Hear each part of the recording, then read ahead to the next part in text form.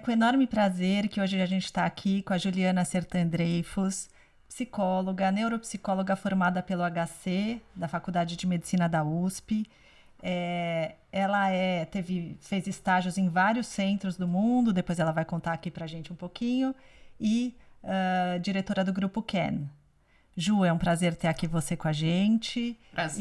Prazer é meu, gente. Uma troca que a gente faz sempre, né? Que a gente faz bastante tempo, que trabalha com essa técnica, com esse método, que foi aprendido na Rússia. A Carla e a Ju foram para a Rússia. A Carla trouxe aqui para o Sinapse uma pessoa lá da Rússia e a gente aprendeu, eu aprendi aqui, né? Mas assim, pensando aonde que entra a importância da reabilitação. Era muito essa angústia, porque a gente aprende primeiro a avaliar. Exatamente. Né? Então, eu fiz a avaliação, fiz a parte de neuropsicologia lá no HC, então eu sabia avaliar, via o que os pacientes tinham, e aí eu falava assim, e agora, né? Claro. Para onde que eu vou encaminhar? Claro. Tá bem, esse aqui se vai para fono, tá certo, se é linguagem, mas aí tinham coisas que eu via que eram da nossa área, e que faltavam instrumentos para eu saber como reabilitar aquele paciente, mesmo sabendo que a área precisava ser reabilitada, né? Exatamente. E aí foi que eu falei para você, eu falei, assim, vamos começar aqui, mas depois vai ter que rápido pular para aprender reabilitação também, porque é isso. E mais que isso, na hora que a Carla trouxe a Irina para cá, né? A Irina foi uma das russas que a Carla trouxe para dar o curso aqui dessa reabilitação, você me falou, esse trabalho é muito legal. Isso. Vem fazer. Isso. E aí eu vim aqui para o Sinapse, trazida pela Ju, então é um enorme prazer a gente poder estar aqui conversando disso, né? E Ju, conta pra gente um pouco, assim, o que te fez me trazer aqui pro curso, no sentido de, assim, o que você via que esse trabalho tinha de diferente dos demais? Por que você me falou, vem fazer esse curso? Sim. Eu me lembro que você me falou, tem muito resultado. Vai fazer porque o resultado é muito legal. Mas o que... Não, é que assim, né? O que a gente vê, né? No protocolo, que eu fiquei encantada né, inicialmente com tudo. E o resultado a gente está colhendo muito mais agora, né? Que a gente vai fazendo o nosso banco de dados. Mas eu via que assim, né? Nos meus estudos, eu via que, por exemplo, o pessoal lá fora, eles tinham bastante realmente protocolos, né? Mas eu via que tudo era, então, muito mais mesmo generalizado. E aí eu via que eles tinham um protocolo de partida, mas depois algumas coisas que tinham que ser mais individual daquele paciente, às vezes se perdiam e ficava o mesmo protocolo para pacientes que depois tinham seus fenótipos, suas individualidades um pouco diferentes. E aí eu achava que às vezes pecava, né? Também não gostava muito. Muito padrão. Padrão. E faltava lá individualizar. Isso. Só que eu via que a gente daqui partia do contrário, né? Então, eu via as minhas colegas, enfim, sempre cada uma estava olhando no seu individual e a gente não tinha um protocolo, né? Assim, uma coisa pra gente se guiar, pra gente começar e pra gente mensurar, entendeu? Então, para mim, o que cresceu aos meus olhos foi o individual eu já sabia fazer, porque eu estava aqui, isso a gente já fazia, né? Eu já tinha ali, né, alguns jogos, alguns aplicativos, alguns livros, algumas sites, eram tudo picotado, e aí você vai pegando, esse é bom realmente para esse paciente, tudo bem individualizado. Então, na hora que eu fui para lá e vi que tinha um protocolo, né, e que tinha uma coisa para a gente aplicar sempre e que aquilo dava para ser pontuado, né, e mensurado, e na verdade eles nem faziam desse jeito, aí depois foi a gente que até realmente sistematizou de um jeito que mensurou, exato. Pontuar. Já até falo até melhor como é que eles fazem, né, mas para mim isso foi a primeira coisa que cresceu, porque eu falei, putz, agora eu tô organizada, né, assim, eu sinto que a minha reab, o meu trabalho vai ter uma coisa mais de organização. Então, essa foi a primeira coisa. Ou seja, né, a gente partiu de atividades soltas para um sistema, um protocolo, né, que a gente iria aplicar em várias pessoas de maneira individualizada para cada um, Sim. de acordo com a avaliação que a gente fazia e via a necessidade para cada um individualmente. Exato. Mas era um protocolo amplo que poderia ser individualizado. Exato. E assim, falando, né, nisso do individualizado, o protocolo, apesar de ter, né, aquele mesmo exercício, sei lá, né, do olho, do auditivo ser igual, mas sabendo qual é a dificuldade daquele paciente, se ele tem mais dificuldade de controle inibitório, se ele tem mais dificuldade de memória operacional, o mesmo exercício eu aplico, mas puxando mais para aquilo que eu quero. Então, o exercício lá do auditivo é um exercício de atenção auditiva, de discriminação auditiva, mas o paciente tem mais dificuldade de memória operacional, eu vou usar mais sons diferentes, mais combinações diferentes, porque eu preciso trabalhar a memória operacional dele. Né? Se ele tem mais dificuldade de rigidez mental, de flexibilidade cognitiva, todo dia eu mudo o som, porque eles vão se incomodando com a mudança dos sons. Então, você vai vendo aonde que eu preciso ir trabalhando também, mais mesmo estando com o mesmo exercício. E aí que entra essa junção. Então, deixa eu só contar para quem está assistindo que, assim, tem alguns exercícios, né? São muitos exercícios dentro desse protocolo e tem um dos exercícios que é o que a Ju está falando, que é auditivo, e a gente vai brincando. Você coloca sons de um lado, do outro, ao mesmo tempo, e aí essa variação do exercício vai sendo composta. Se eu vou dar um comando e depois vou mudar esse comando na próxima sessão, eu treino um comando e depois eu mudo ele na próxima sessão porque aquele paciente é muito rígido e eu preciso trabalhar a flexibilidade cognitiva. Então, essas adaptações dentro da realidade de cada um é uma coisa que a gente consegue fazer dentro dessa realidade do programa. Isso, exato. E para quem, né, na verdade, também não sabe, mas assim, esses exercícios, por incrível que pareça, né, então, parece bobo e é até difícil, às vezes, fazer algum adulto ou um adolescente topar, às vezes, fazer, né, tipo, por que eu tenho que ficar botando a língua para um lado, o olho para o outro, que coisa mais besta, né? Mas o quanto que na hora que eu tô fazendo aquele exercício, eu ativo a área do meu cérebro que é responsável por atenção auditiva, como, por exemplo, do barulhinho, né? Ou quando você fala, se eu falar, né, arroz, em vez de você botar a língua no arroz, vai colocar a língua no feijão. Então, você tem que trabalhar com essa coisa da atenção dividida, da atenção seletiva.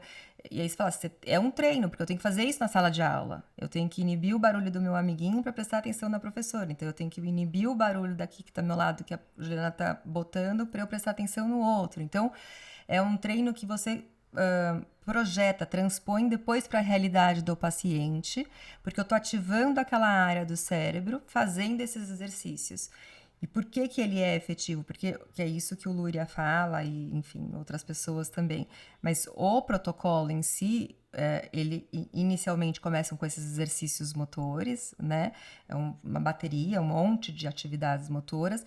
E a ideia é essa, é começar com a estimulação da base, que é o que eles falam, do sensório motor.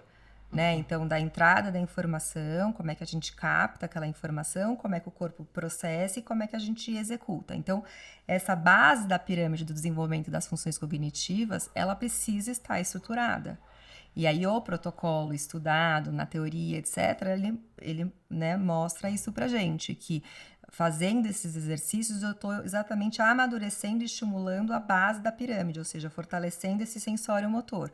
Ele estando fortalecido, eu consigo com que as funções cognitivas superiores, a minha atenção, a minha memória, o meu aprendizado, eles tenham a possibilidade de se desenvolver sem lacunas também, sem buracos também. Porque a gente volta, né, nesse processo de desenvolvimento como uma criança pequena, né? Que começa esse desenvolvimento sensório-motor e o cognitivo, psico, né? A gente motor, até chama de psicomotor. Isso, mas a gente tem um nome que os russos dão, que é substituição ontogenética. Ou seja, pega da base do sensório-motor para deixar ela bem solidificada para construir as funções mentais superior em cima dessa base bem estruturada. Isso como é com o bebê, né? E que se desenvolvimento normal. É isso mesmo, o desenvolvimento ele vem daqui e vem vindo até por último chegar aqui na parte do lobo frontal. né? Então, que funções executivas, que todo mundo fala, é isso, é realmente a última função que vai mesmo tá mais amadurecida. Então, vai fazer esse caminho mesmo. Então, nada mais justo do que eu deixar essa estrutura de base mais fortalecida para poder fazer esse caminho perfeito. Inclusive, o protocolo, ele faz isso mesmo. Os exercícios seguem exatamente o processo de desenvolvimento do bebê. Então, é o bebê deitado, onde ele só acompanha com os olhos, depois o bebê começa a escutar barulho. Então, os exercícios, eles seguem exatamente, né, essa neurodinâmica do desenvolvimento do bebê. Vai com o olho, vai com o auditivo, começa a engatinhar, começa a rolar, então vai fazendo todo esse processo de amadurecimento. Por isso que é até importante mesmo a gente fala, né, de realmente seguir a ordem na hora que vai aplicar os exercícios, né? Isso também não foi uma coisa, porque para mim isso foi uma coisa que chamou a atenção e que me atraiu no programa. De poder refazer esse caminho através da parte motor e não ficar só numa estimulação cognitiva no momento da reabilitação. Quer dizer, poder trazer o corpo, o movimento, vários estímulos, porque a vida é isso, né? Sim, sim. Eu costumo dizer que ficaram buracos, né, nessa parte anterior da formação, do desenvolvimento ontogenético. Então, o que a gente faz com o programa? A gente tapa todos esses buracos, né? E aí a gente começa, como a Juliana trouxe, né, desde do bebê deitado olhando para cima. Ele vai continuando para a fase do rolamento, do arrastamento, do engatinhar, ele já sobe nos 4 apoios, em seguida ele senta para só no final, né, que a gente tem uma das nossas últimas atividades, que é o alpinista, né, que ele fica de pé. Né? Então tem todo esse processo em todas as sessões. Isso. Mas o que é legal, por exemplo, se a gente for pensar, né, ok, né, a gente tá falando, só que aí às vezes que é o que confundem. Então tá bom, então é um treino motor, né? Meu filho é ótimo do motor, então ele não precisa disso. Eu até falo para os pais, falo, não, se seu filho for muito mal do motor, eu não vou nem conseguir usar o protocolo a meu favor, né? Porque aí eu preciso realmente que ele vá um pouco para físio, me ajude, porque aí é tanta ajuda física que a gente tem que dar que eu não consigo fazer o uso tão bom do protocolo. Então, ele segue todas essas questões que a gente está falando, mas a gente tem que transpor isso para essas funções cognitivas, transpor isso para essas queixas que as famílias nos trazem, para eles entenderem aonde esse protocolo também vai nos ajudar. Então, tem lá a queixa, né? Meu filho, o próprio paciente, enfim, ele não se controla, ele é impulsivo, né? Ele é o Joselito sem noção, né? Fala sem pensar, atropela o amiguinho, não faz análise de contexto, né? Então, se a gente for pensar os exercícios que a gente está fazendo, eles estão estimulando tudo isso. Porque para eu poder fazer o exercício, por exemplo, do engatinhar, que ok, é um exercício motor, por isso todo mundo confunde e fala que você está fazendo um treinamento de físio neles, eu preciso ter percepção de mim. Então, assim, se eles não têm a menor percepção, eles sentam em cima da perna, então ele já não consegue engatinhar, porque fica com a bunda abaixada em cima do joelho, e aí já não consegue fazer esse engatinhamento. Eles abaixam a cabeça e vão se arrastando. E quando você fala, levanta a cabeça, ele levanta, abaixa a bunda, levanta a bunda, abaixa a cabeça. Então, tudo isso você vê como eles não têm atenção dividida, porque ou eu presto atenção nos membros superiores ou eu no membro inferior, e eles vão negligenciando. Então, o exercício do engatinhar, que é realmente o exercício motor, se a gente for pensar, mas o quanto de estimulação cognitiva, de esforço mental aquela criança está fazendo e de conexões, de produção de sinapses para poder fazer esse exercício, por exemplo, do engatinhar. Entendeu? E que também, para as pessoas saberem assim, não é um engatinhar normal. Ela tem que, por exemplo, engatinhar essa mão junto com a perna ao mesmo tempo. Não pode estar fora, tem que estar sincronizado. Então, eles não conseguem, né? Sair engatinhando assim, tudo bem, eles até fazem. Mas é essa percepção. Eles não têm percepção de que o braço está indo antes que a perna, ou que o braço dobrou, ou que a perna foi demais e fechou o movimento. Então, é muita falta de percepção de si, é muita falta de controle dos movimentos dele, de dificuldade de prestar atenção em 2 membros ao mesmo tempo. Então, isso são todas as funções necessárias, atenção dividida, autopercepção, para eu poder ter leitura de contexto, para eu poder me controlar num ambiente, para não atropelar meu amiguinho. Então, se eu não tenho nem percepção de mim, se eu não consigo nem controlar o braço e a perna junto, como é que eu vou me controlar dentro de um ambiente que ainda a gente tem o fator emocional de ansiedade inserida naquela situação, que é meu amiguinho, que é o correr, que é a disputa, que é o pirulito, sei lá o que for. É mais difícil ainda, né? De você ter essa autopercepção e etc. Então, é muito dessas explicações que até eu vou dando para os pacientes, para eles não falarem para a mãe que é a coisa mais maluca do mundo que eles estão fazendo lá comigo, entendeu? Mãe, para que eu vou lá? Parece esquizofrênico, entendeu? Então a gente precisa ir explicando para eles essa conexão, né? Para eles também irem entendendo e comprando a causa, porque a longo prazo é cansativo, porque os exercícios são repetitivos, por mais que a gente vá aumentando os exercícios. Conforme a criança vai melhorando, a gente vai aumentando de nível, então vai ficando mais difíceis, e o objetivo é esse, a gente chegar nos níveis mais avançados de cada um dos exercícios, a criança conseguir se manter numa linha linear para a gente pensar num processo de alta, né? E avaliar exatamente essa evolução do cérebro, né? Enquanto não fica numa oscilação. Mas é importante porque depois de um tempo eles querem desistir, porque todo dia ir lá para ficar botando aqui, bota ali, o auditivo, o olho. Mãe, não aguento mais, né? Sabe o que eu faço, Ju, com os pacientes, enfim, inclusive para motivar, vou perguntando o que eles estão percebendo de resultado. Trabalhar essa autopercepção deles. Eu vou trabalhando a autopercepção porque eu observo que durante os atendimentos, quando eles conseguem alguma coisa que eles não conseguiam antes, alguma coisa eles estão conseguindo no dia a dia deles. E eu vou o tempo todo, assim, acompanhando e pedindo esse follow-up durante o atendimento. Porque a hora que eles se dão conta do efeito de que ele está conseguindo alguma coisa, porque às vezes isso já é uma coisa terapêutica também, né? Dele generalizar, dele perceber que o que ele está conseguindo aqui, ele está conseguindo na sala de aula que ele não conseguia. Então eu vou trazendo, vou ajudando a tomar essa consciência, perguntando. A hora que ele consegue alguma coisa, e aí, o que você percebeu? Você está conseguindo alguma coisa que você não conseguia? E pergunto para os pais também. E aí isso vai trazendo motivação, porque eles começam a se apropriar. Dessas conquistas. Não, isso é super importante mesmo a gente fazer isso. Mas é que às vezes você leva as patadas deles, né? Então, porque... E o que acontece é que se a gente for pensar, e isso é o principal, né? Se a gente for pensar, né? Quais são muitos dos resultados, o que a gente vai escutando muitas vezes, né? Dos resultados do programa. Como ele é um programa que ele vai projetar para algo ali na vida, é diferente você pegar um professor de matemática que te deu aula e você vai lá e tira 10 na prova de matemática. É direto e reto a consequência do que você fez e o que você fez ali. O que a gente fez, se a gente for pegar no direto e reto, eu vou chegar pro pai e falar, olha, ele não levantava a perna, agora ele levanta. Então, mas... Entendeu? Ele não consegue... Não, mas tá. Entendeu? Ele não... Se eu for pegar o direto e reto, claro, entendeu? Sim. Agora... De fato, o que a gente sabe na hora que ele conseguiu levantar a perna e o braço no simultâneo, significa que ele está conseguindo fazer atenção dividida, atenção simultânea, autopercepção, a gente sabe de tudo disso. E que isso é as correlações que generalizadas. Mas, por exemplo, muitas das coisas que eu escuto de que está dando certo, por exemplo, os profissionais, os outros profissionais, a fono, chega para mim e fala, meu trabalho estava estagnado. A hora que começou a reab, meu trabalho subiu. Eu consegui com que meu trabalho evoluísse.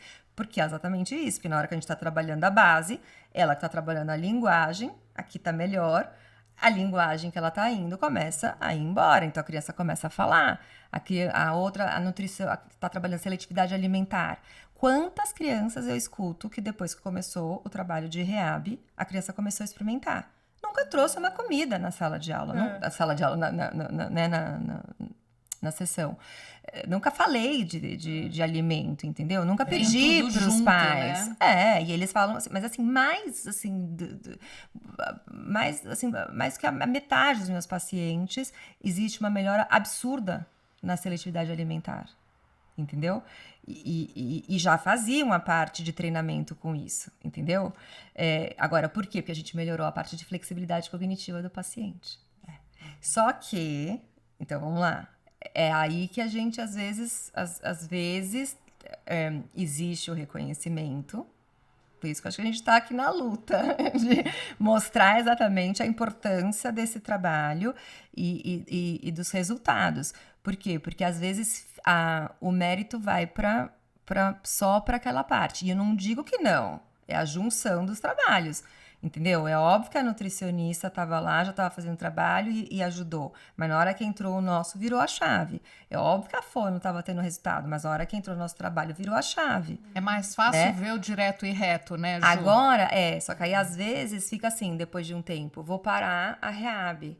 Por quê? Porque eu tô vendo o resultado só na fono, porque eu tô vendo o resultado, entendeu? Então, às vezes existe o reconhecimento, mas às vezes existe uma ideia de que o resultado está nesses outros trabalhos aqui, porque é muito mais fácil ver o que eles estão fazendo ali. O paciente começou a comer, o paciente começou a falar, né? Mas é a junção daqui. Mas eu acho que você está trazendo uma coisa muito importante, assim, o quanto essa base, o trabalhar essa base vai dando essa sustentação para tudo, né? O resto. E, assim, depois que a coisa começa a andar, é fácil, não, vou ficar aqui, eu vou ficar ali. Mas, assim, na hora em que o processo tá estagnado, que ninguém anda nem para frente nem para trás, né? Não, a hora que a gente um boom. entra... É incrível como todos falam. Alavanca o desenvolvimento. Entendeu? Os profissionais todos querem entrar em contato e falam, nossa, que incrível, porque a criança está completamente diferente, entendeu? Tá mais comunicativa, tá mais alegre, tá mais compreendendo, tá participando mais, tá mais ativa. Consegue mais, né? Consegue mais proativa. Conectar mais. Muitas vezes eu tenho essa... Porque amadurece, né? Tem um amadurecimento. Isso. Então, ela consegue participar de conversas que não conseguia. Se conectar com o que está acontecendo no mundo, que às vezes ficava... Mais para dentro. Né? Isso é muito especial, né? E isso é uma coisa que, por exemplo, que também me encantou quando a gente chegou na Rússia. Porque a gente... eram vários centros que a gente visitou ali. E depois tem um centro que eles separam, que é o centro só de crianças pequenininhas. Assim, né? Então, os que a gente foi ali, que a Carla estava ali, acho que eram, sei lá, de 7 para cima, 6 para cima, mas tem um que a Jana deixava pros menorzinhos mesmo. Ela separou eles ali nos pequenininhos. E chegavam umas crianças ali, assim, super comprometidas, assim, tipo, né, um autista nível 3. E eu falava assim, gente, quero ver. Eu ainda falava assim, a responsabilidade não é minha, eu que não sou profissional aqui, né? Eu agora só vou cruzar o braço e, assim, quero ver o que essa pessoa vai fazer e se ela vai conseguir aplicar o programa. Entendeu? Porque eu falo assim, como é que vai botar sentado? Como é que vai fazer? Olha para aqui, acompanha o objeto, né? Para essa criança que não para. Tudo bem que o protocolo das crianças pequenininhas, ele é diferente do protocolo de criança de 6 anos. A gente tem dois protocolos, né? Então, eles têm lá o protocolo das crianças pequenininhas, tem alguns exercícios que são diferentes.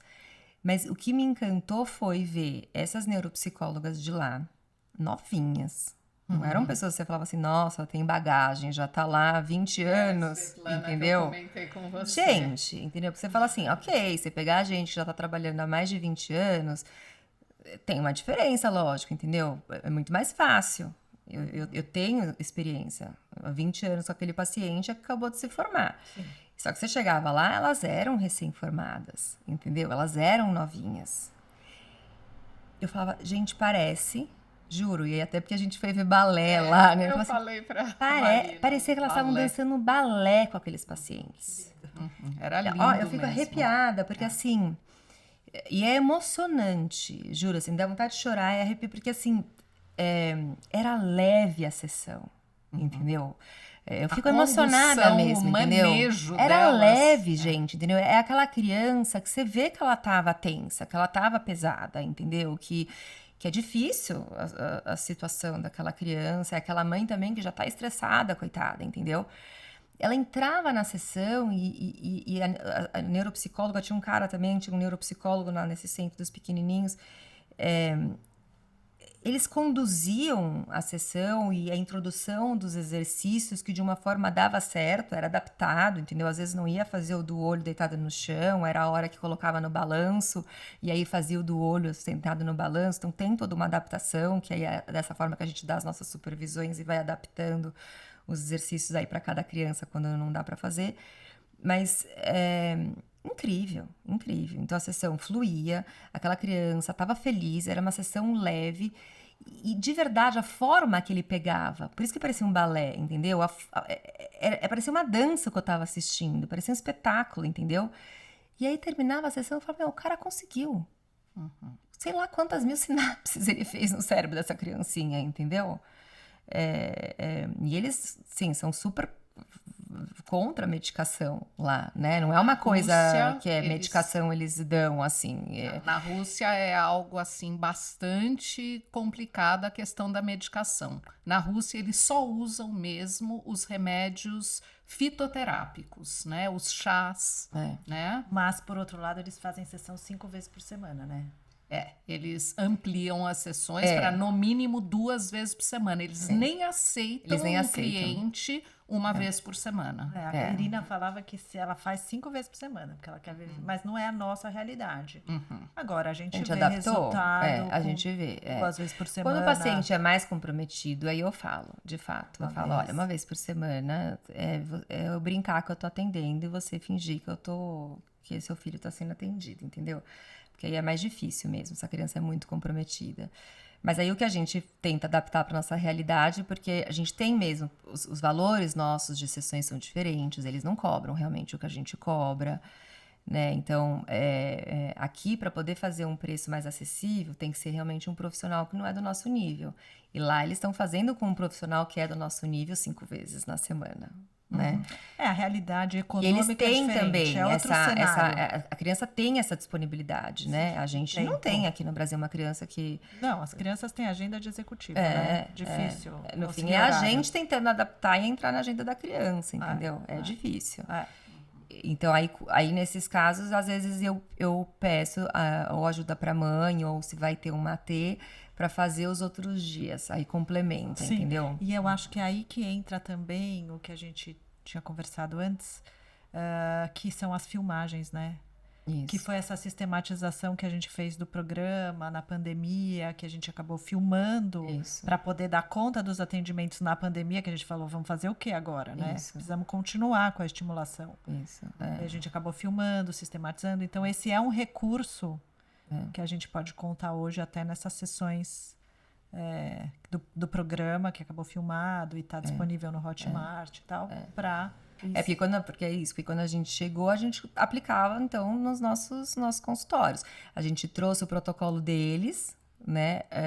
Eu traduzi ali, que depois foi para o nosso livro, né? Então, eu traduzi, tem coisas até, né, ficaram bem ao pé da letra na tradução.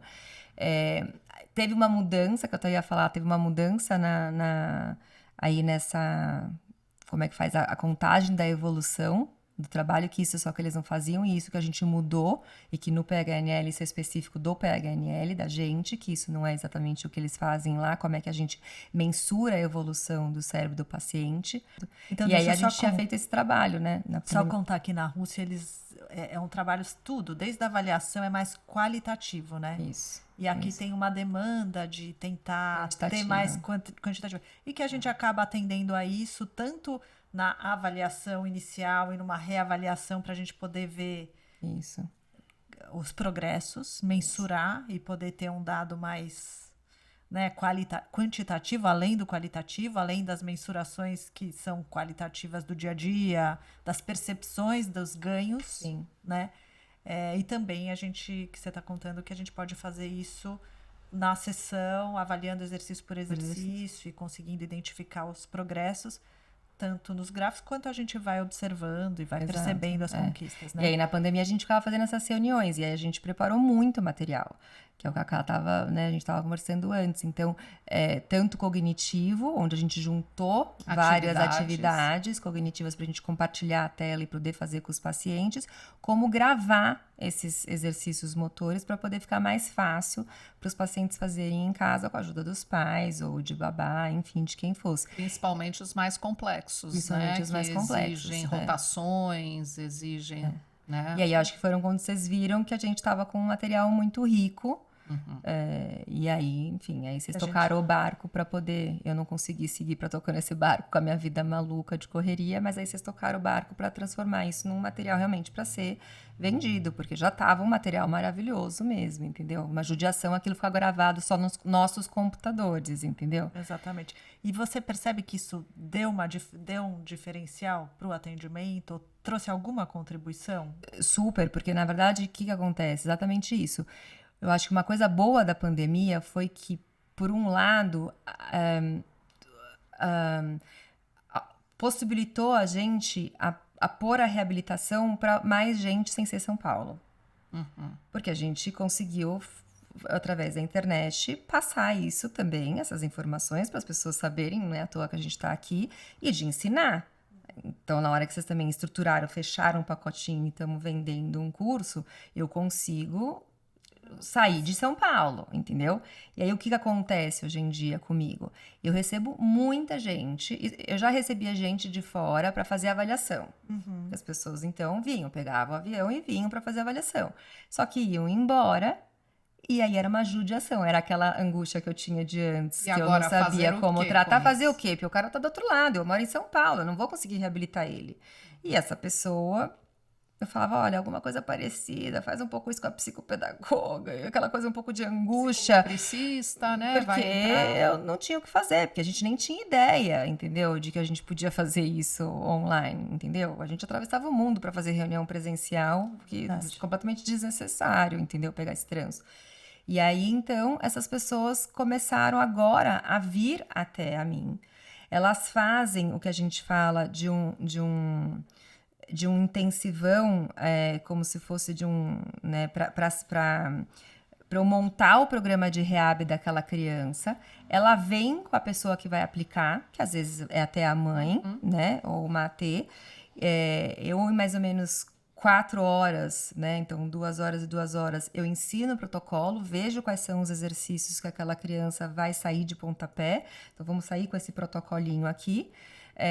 E aí eu passo a supervisionar online essa pessoa que vai aplicar. Elas filmam os vídeos, e aí na minha supervisão eu assisto vídeo por vídeo, eu vou pontuando para ir vendo a evolução, e nessas vou adaptando coisas que precisam adaptar para aquela criança conseguir fazer, e por que ela não está conseguindo fazer, vendo quais são as funções que estão então comprometendo ela, e que tipo de adaptação eu tenho que conseguir fazer para que aquele exercício seja bem executado, porque a coisa mais importante numa reabilitação é que o paciente consiga fazer. A questão da aprendizagem sem erro, porque senão eu não estou treinando. Se eu pegar um peso e eu não conseguir levantar, eu não estou estimulando o meu MOOC. Então, para eu poder ficar forte, eu tenho que ficar levantando esse peso. Então, eu tenho que conseguir fazer. A reabilitação o paciente tem que conseguir fazer. Então, eu tenho que dar uma adaptação e uma ajuda para aquele exercício acontecer. Então, a gente vai fazendo isso nas supervisões. E aí, o que eu faço, então, para os pacientes? Preciso que vocês assistam o programa do PHNL. Aí eu até falo, às vezes, olha, eu não ganho nada, entendeu? Porque não parece que também toda hora eu tô vendendo, mas assim, não tem como, entendeu? Tem que fazer o PHNL, porque aí vocês não caem de paraquedas. Então, assistam, para vocês entenderem a técnica, entenderem ali os exercícios, enfim. Então, aí eles já vêm para eu montar presencialmente esse protocolinho depois de terem assistido o programa. Então, para mim também foi muito mais fácil, porque senão é muito difícil ensinar se a pessoa sai sem ter muita noção do programa, entendeu? Eu falo, olha, não precisa assistir talvez todo o programa, mas assista um pouco para você ter noção, depois você vem, faz, depois você continua assistindo o programa, né? E Ju, para quem que você tem indicado esse programa? Se você dissesse assim, tanto em termos de para essas pessoas, esses terapeutas, quanto para os pacientes. Tá. Quem tem sido assim? Como é que você tem Eu achava que para mim era mais específico se fosse para algum paciente mesmo com TDAH, com algum transtorno né, mais relacionado a essa parte de atenção, só de função executiva. Lógico que ele é muito indicado hoje em dia, eu recebo muito paciente dos médicos com essa questão. O paciente precisa treinar funções executivas, então eles pensam muito em mim, né, para aplicar o programa quando tem uma demanda muito grande de uma disfunção executiva. Pensando nisso, né, disfunção executiva entra, então, em um monte. Em transtorno de aprendizagem, transtorno de linguagem, transtorno de déficit de atenção, quando você está com questões emocionais, então quando você tem um quadro psiquiátrico de depressão, um transtorno de ansiedade, porque você tem uma disfunção executiva quando você tem todas essas questões. O que é a disfunção executiva? A dificuldade de organização e planejamento mental, dificuldade de controle inibitório, dificuldade de inibir os pensamentos que invadem a sua cabeça que estão te preocupando, dificuldade de manter na mente o seu raciocínio sem ele cair, que é a memória operacional, a capacidade de tomada de decisão, essas pessoas ficam paralisadas diante de tomada de decisão, porque estão sem função executiva. Então, tudo isso que eu falei é função executiva. Então, dentro do TDAH a gente tem, dentro do transtorno de aprendizagem a gente tem função executiva, transtorno de linguagem, autismo, depressão, esses quadros. Então, foi a hora que eu comecei a ver que, assim, gente, né, todos eles se beneficiam. E se a gente for voltar, pensar o que a gente estava falando da REAB, que é, né, o amadurecimento do cérebro e o treinamento do sensório motor, se eu faço isso para todos esses pacientes, todos eles vão se beneficiar. Viu o benefício para todos eles? Eu realmente vi. Na prática. E uma das coisas que eu mais também tenho falado hoje em dia, a correlação deles entenderem a mudança do comportamento. Por isso que hoje em dia está sendo também muito indicado para as crianças autistas. E junto do pacote que os médicos colocam lá, tantas mil horas de aba e reabilitação neuropsicológica. Porque é um atraso do neurodesenvolvimento, então, de fato, a gente tem áreas no cérebro que têm um funcionamento mais imaturo e mais lento, então a gente precisa reabilitar a área do cérebro dessas crianças. Algumas delas têm o TDAH junto, então, mais do que nunca também, mas essas questões que eles trazem do comportamento das crianças com autismo. Então, a estereotipia, a dificuldade de controle inibitório, a impulsividade, tudo isso. Então, na hora que eu faço esse trabalho, que a gente estava falando dos exercícios no programa, eu trabalho automaticamente controle inibitório, impulsividade, tudo isso. Então, eu tenho uma melhora também na parte comportamental.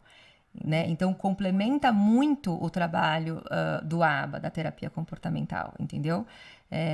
Contribui muito para essa parte, para a gente ver uma melhora no comportamento também dessas crianças. Então, acho que é uma coisa bem interessante da gente trazer aqui, né?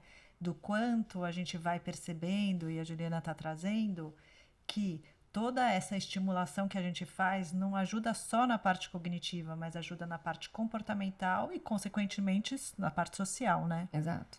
Na inserção dessas crianças. Então, acho que isso é um ponto muito rico, né? Exato. De resultado que a gente encontra.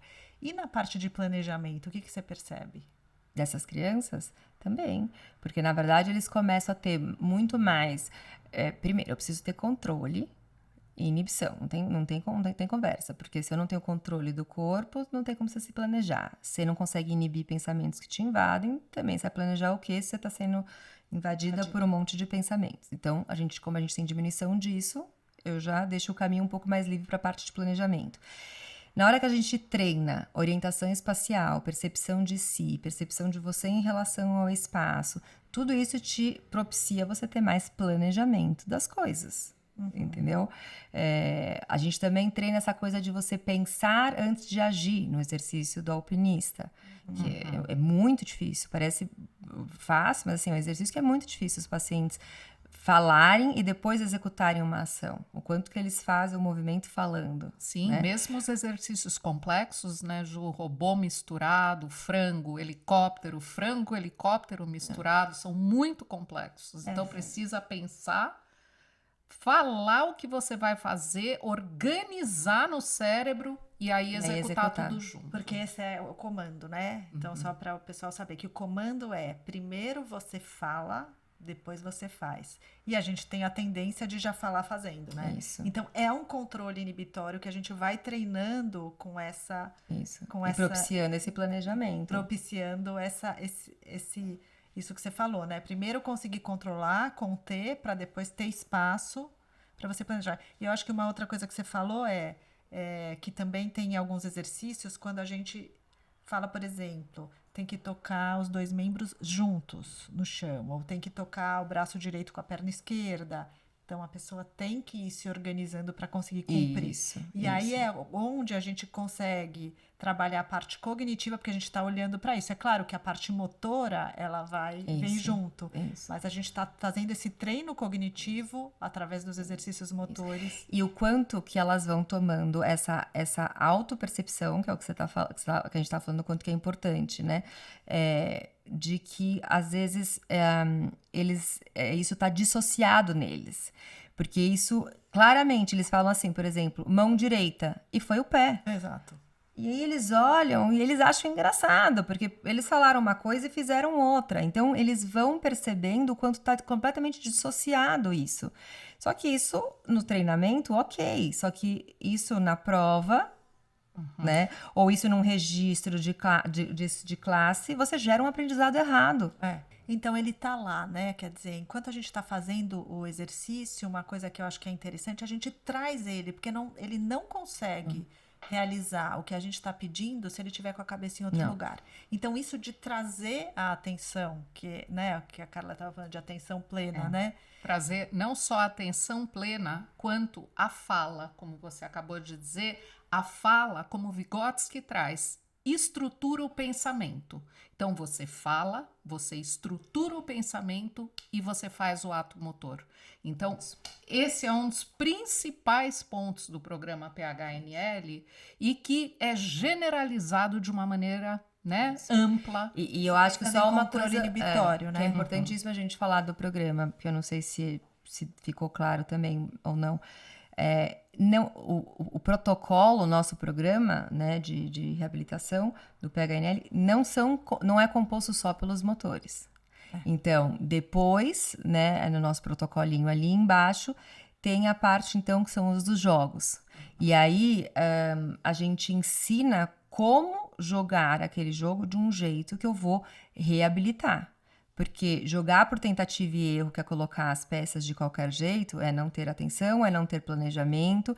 Então, na hora que a gente está fazendo o treinamento com o paciente usando os jogos, é de uma forma diferente do que se ele tivesse aquele mesmo jogo em casa, onde ele só fica colocando a peça por tentativa e erro. A gente ajuda eles a fazerem o processamento visual do que eles estão vendo, eles analisarem quais são as pistas, usarem isso a favor deles. Tudo isso é organização e planejamento antes de você enfiar uma peça de qualquer jeito. Então, o protocolo também é composto por todos esses jogos, que são bem bacanas, que também vão ajudar a estimular as funções cognitivas. Né? Sim. E de terapeutas? Para quem que você acha que tipo de terapeuta te procura? Pessoas que estão querendo fazer o programa? Então, é engraçado, porque, na verdade, e isso é uma coisa que até a Ká fala, né? Não aparece só como as meninas de psicologia, entendeu? Então, por exemplo, eu supervisiono um pessoal de Manaus que elas são fono, entendeu? E elas aplicam o programa inteirinho, mas elas são fono, entendeu? E às vezes eu vejo uma outra colega minha fono, ela mesma pergunta para mim, Ju, dá para você recortar alguns? Eu não consigo aplicar o programa inteiro porque eu preciso, né? Essas fonos de Manaus, sim, elas foram contratadas pela família para aplicarem o programa, tá? E isso permite, isso que é interessante falar, né? Você não precisa ser psicóloga para a gente te supervisionar e vocês aplicarem o programa inteirinho. Vocês podem, tá? Agora, essa outra fono, ela fala, Ju, eu não vou aplicar o programa inteiro, mas tem alguns exercícios que para esse meu paciente que tem essas questões de linguagem e de aprendizagem, que eu possa colocar dentro da minha sessão. Então, ela vai lá, vai montar a sessão dela mesmo de fono, só que aí ela pega uns 3, 4 exercícios que eu falo para ela que do protocolo que é bom, e aí ela faz com a criança. Então, isso também é possível. Ela não pode dizer, lógico, que ela tá fazendo o programa de reabilitação neuropsicológica nele, porque ela não tá. Sim. Mas ela pode, sim, pegar alguns desses exercícios e colocar dentro da sessão dela, o que isso vai ajudar muito no programa dela. Sim. Né? Acho que isso é importante a gente trazer aqui, que a doutora Jana Glossman, ela autoriza, né, todos os profissionais da área da saúde e da educação que tenham uma especialização em desenvolvimento humano, que conheçam a fundo o desenvolvimento humano, a usarem o programa, né, porque ele é expansivo a pedagogos, psicopedagogos, enfim, fonoaudiólogos, terapeutas ocupacionais, pediatras, Psicomotricistas. psicomotricistas. E até sim. por isso que eu tenho muitas mães, entendeu? Assim, mas, e elas, se você for pensar, até não são, mas elas estão com supervisão direto da gente, mas elas, você não sabe que elas aprendem, porque elas, aí tem uma dedicação.